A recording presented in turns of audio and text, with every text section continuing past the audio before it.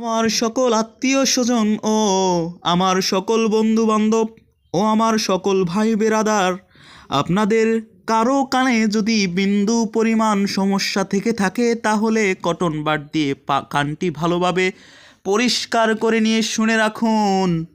আজকে আমি সকালে উঠে পড়তে বসেছি। আপনারা যারা ভাবেন আমি পড়াশোনা করি না, শুধু ফেসবুকে স্ট্যাটাস দেই, তাদের উদ্দেশ্যে আজকের এই ভিডিওটা।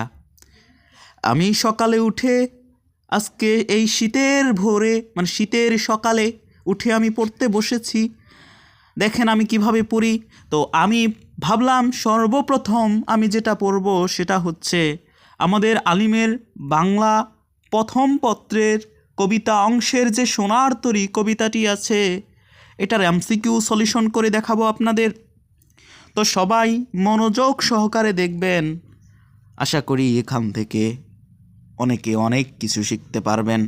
তো আসুন আমরা চলে আসি আসল কথায়। এখানে একটা প্রশ্ন দেখতে পাচ্ছেন আপনারা। এখানে বলা হয়েছে সোনার তরী কবিতা সোনার তরী কবিতায় কবি কিসের ঠাঁই নাই বলে উল্লেখ করেছে। এখানে অপশন আছে তীরে, নদীতে, তরীতে, ক্ষেত্রে। তো আপনারা ভালোভাবে শুনে রাখুন।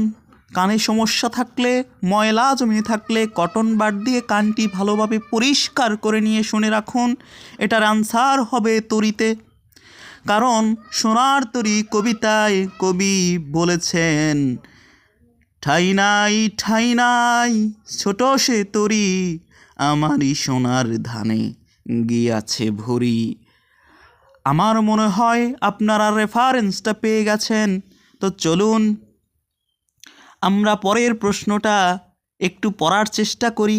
সোনার তরী কবিতায় বাঁকা জল বলতে কোনটিকে বোঝানো হয়েছে? এটা কি একটু কঠিন নাকি? আচ্ছা, যাই, বাঁকা জল বলতে আসলে এখানে বোঝানো হয়েছে, এটা আসলে বোঝানো হয়েছে কালস্রোতের প্রতীককে। আমি কিন্তু দেখে বলছি না, আমি কিন্তু এটা আগে থেকেই জানতাম। নদীর বাঁকা জল না, এখানে বর্ষার নদীর রূপকেও না, নিরুপায় ঢেউগুলিকেও বোঝানো হয়নি।